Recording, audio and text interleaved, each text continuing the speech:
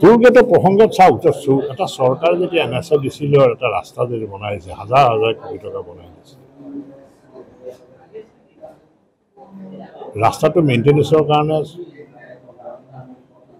পইচাটো লাগিব সেই পইচাটো ক'ৰ পৰা আহিব আমি য'ত এতিয়া 3 ঘণ্টা ৰাস্তাটোত আমি 1 ঘণ্টাৰ ভিতৰত পাইছোঁ 1 ঘণ্টা যোৱাৰ কাৰণে আমাৰ প্ৰথম কথা হ'ল কি যে আমাৰ ডিজেল পেট্ৰল তাত সেভ হৈছে দ্বিতীয়তে সময় কথা হ'ল কি যে আমি সময় আমাৰ হাতত বচাব পাৰিছোঁ য'ত 2 ঘণ্টা আমি বেছিকৈ আগতে গৈ পাইছোঁ 2 ঘণ্টা আমাৰ কাৰণে সময় অতি মূল্যৱান মূল্যবৃদ্ধি যথেষ্ট আছে টোলগেটৰ প্ৰসংগটো আনিছে মই কি চোৱা নাই মই বস্তুটো কিন্তু চৰকাৰী নিয়ম অকল টোলগেটটো গোটেই ভাৰতবৰ্ষত চলি আছে অসমত নহয় গোটেই ভাৰতবৰ্ষতে টোলগেট চলি আছে গতিকে NSDCলে বা নেশ্যনেল হাইৱে এইটো টোলগেটটো বঢ়াব এতিয়া আপোনাৰ যেতিয়া মই সাংসদ হিচাপে নিৰ্বাচিত হৈলোঁ সেই চিটটো খালী হৈ গ'ল উপ নিৰ্বাচন হ'ব আমাৰ নিৰ্বাচনী আয়োগে উপ নিৰ্বাচন দিন ঘোষণা কৰিব ভাৰতীয় জনতা পাৰ্টি থাকিব ভাৰতীয় জনতা পাৰ্টিৰ প্ৰাৰ্থীক আমি তাৰপৰা আমি বিজয়ী কৰাম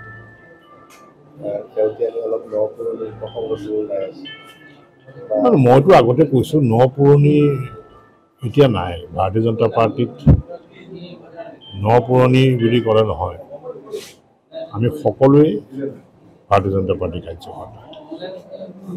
এজন কাৰ্যকৰ্তাই যদি ভাৰতীয় জনতা পাৰ্টিত যোগদান কৰে সেইদিনাৰ পৰা তেওঁ সম্পূৰ্ণৰূপে ভাৰতীয় জনতা পাৰ্টিৰ কাৰ্যকৰ্তা হয় গতিকে আমি সকলোৱে মিলি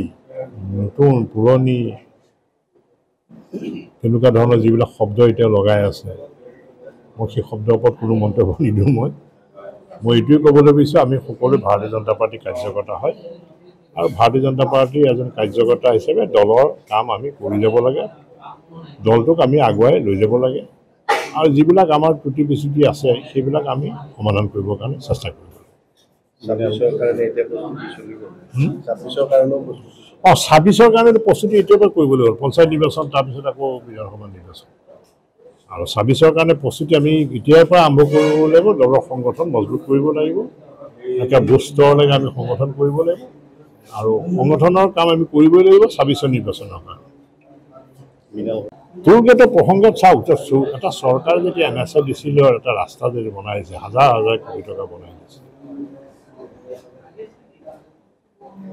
ৰাস্তাটো মেইনটেনেন্সৰ কাৰণে পইচাটো লাগিব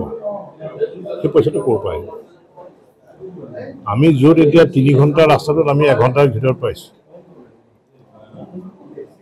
1 ঘণ্টা যোৱাৰ কাৰণে আমাৰ প্ৰথম কথা হ'ল কি যে আমাৰ ডিজেল পেট্ৰল তাত সেভ হৈছে দ্বিতীয়তে সময় কথা হ'ল কি যে আমি সময় আমাৰ হাতত বচাব পাৰিছোঁ য'ত 2 ঘণ্টা আমি বেছিকৈ আগতে গৈ পাইছোঁ 2 ঘণ্টা আমাৰ কাৰণে সময় অতি মূল্যৱান মূল্যবৃদ্ধি যথেষ্ট আছে টোলগেটৰ প্ৰসংগটো আনিছে মই কি চোৱা নাই মই বস্তুটো কিন্তু চৰকাৰী নিয়ম অকল টোলগেটটো গোটেই ভাৰতবৰ্ষত চলি আছে অসমত নহয় গোটেই ভাৰতবৰ্ষতে টোলগেট চলি আছে গতিকে NSDCলে বা নেশ্যনেল হাইৱে এইটো টোলগেটটো বঢ়াব এতিয়া আপোনাৰ যেতিয়া মই সাংসদ হিচাপে নিৰ্বাচিত হৈলোঁ সেই চিটটো খালী হৈ গ'ল উপ নিৰ্বাচন হ'ব আমাৰ নিৰ্বাচনী আয়োগে উপ নিৰ্বাচন দিন ঘোষণা কৰিব ভাৰতীয় জনতা পাৰ্টিৰ প্ৰাৰ্থী থাকিব ভাৰতীয় জনতা পাৰ্টিৰ প্ৰাৰ্থীক আমি তাৰপৰা আমি বিজয়ী কৰাম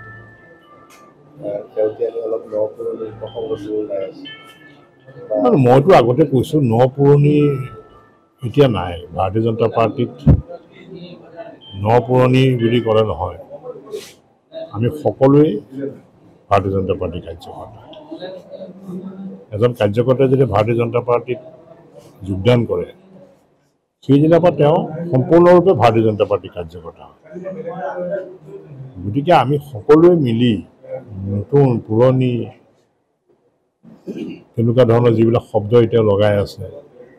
মই সেই শব্দৰ ওপৰত কোনো মন্তব্য নিদিওঁ মই এইটোৱে ক'বলৈ বিচাৰিছোঁ আমি সকলোৱে ভাৰতীয় জনতা পাৰ্টিৰ কাৰ্যকৰ্তা হয় আৰু ভাৰতীয় জনতা পাৰ্টিৰ এজন কাৰ্যকৰ্তা হিচাপে দলৰ কাম আমি কৰি যাব লাগে দলটোক আমি আগুৱাই লৈ যাব লাগে আৰু যিবিলাক আমাৰ ত্ৰুটি বিচ্যুতি আছে সেইবিলাক আমি সমাধান কৰিবৰ কাৰণে চেষ্টা কৰিব লাগে 26ৰ কাৰণে প্ৰস্তুতি এতিয়াৰ পৰা কৰিবলৈ হ'ল পঞ্চায়ত নিৰ্বাচন তাৰপিছত আকৌ বিধানসভা নিৰ্বাচন আৰু 26ৰ কাৰণে প্ৰস্তুতি আমি এতিয়াৰ পৰা আৰম্ভ কৰিব লাগিব দলৰ সংগঠন মজবুত কৰিব লাগিব এটা বুষ্টৰলৈকে আমি সংগঠন কৰিব লাগিব আৰু সংগঠনৰ কাম আমি কৰিবই লাগিব ২৬ নিৰ্বাচনৰ কাৰণে।